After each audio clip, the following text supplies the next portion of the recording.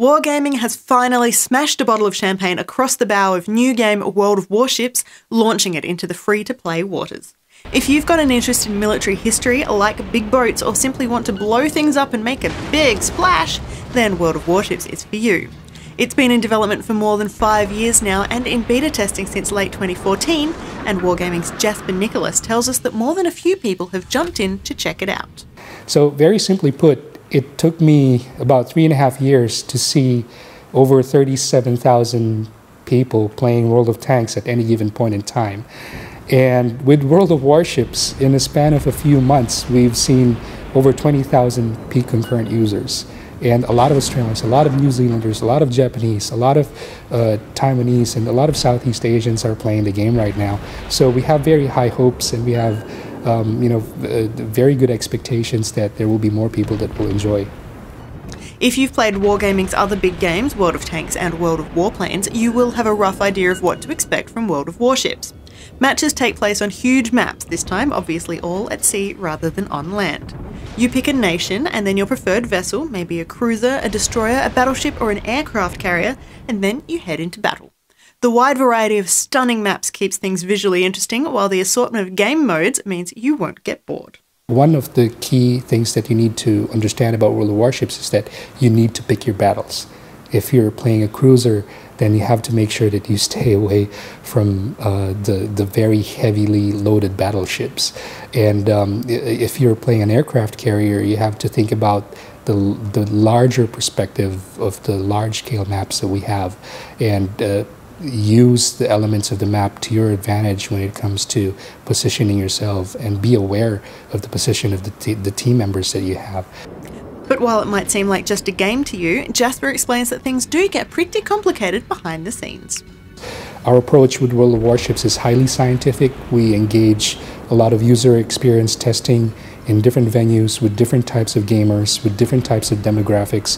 We measure and analyze how people react to the user experience, the design elements of the game, how their pupils dilate when they see cinematic aspects of the game, how they react to some of the strategic factors that they need to overcome when playing the game. So for us, it's been an amazing experience, and we hope that people can appreciate it for what it is. We've focused a lot of attention into managing the gameplay mechanics, making sure that we have the best game engine that could possibly showcase the game, and we're very happy with the quality of how it is now, and we hope that we can attract more new players into the game. That gameplay engine he's talking about is actually made right here by an Australian company. BigWorld technology is based in Sydney and provides the backbone of all of Wargaming's MMO releases. BigWorld started as an independent developer of a game engine. We started with focusing on MMORPG type games, and it was kind of the rise of EverQuest. We saw the future of millions of people playing, and we developed a specific game engine. And then Wargaming came along in 2011 really as one of our, actually before that with World of Tanks, and 2011 was when we started with ships, as a customer saying, we think your engine is a good fit for some ideas we have. And since then, we've worked really closely with them in the very early stages of development.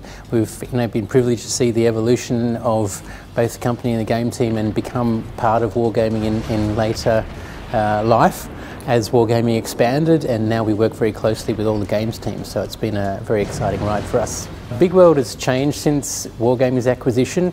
We now have Russian lessons, is one of the things. We're working very closely with, particularly with the key development regions of the core games being in the CIS regions, the Russian-speaking regions. So it's been very exciting. We've had lots of trips to Russia, and working with those developers on much more closer collaboration to make these games has been very exciting. We have some nice new fancy offices in Ultimo thanks to Wargaming, so it's all been great. Wargaming is one of the most international game developers on the planet, with studios in 10 different countries around the world, including BigWorld in Sydney. It's not surprising then that the team wanted to do something different with World of Warships. While World of Tanks has such a strong European player base, the developers were targeting a new audience this time around. Specifically for Asia and Australia, people have more deeper appreciation of naval battles, and I think that it's a good way to showcase what the things that we've learned in terms of development philosophy with World of Tanks, with World of Warplanes, we have applied heavily into World of Warships. The response has been awesome. I would say for Asia, overall, we were blown away by the rate of appreciation that gamers are showing. Globally, we had very conservative forecasts for the amount of people that would interact with the game. And so far, those forecasts have been blown away. Don't think that just because the game's been released that Wargaming considers this one finished. More nations and more boats are already planned for the game, and we've heard hints about new region-specific maps, including Sydney Harbour, which means you might soon be able to duke it out in some familiar-looking locations. World of Warships is out right now for Windows PC, and it is free to play for as long as you want.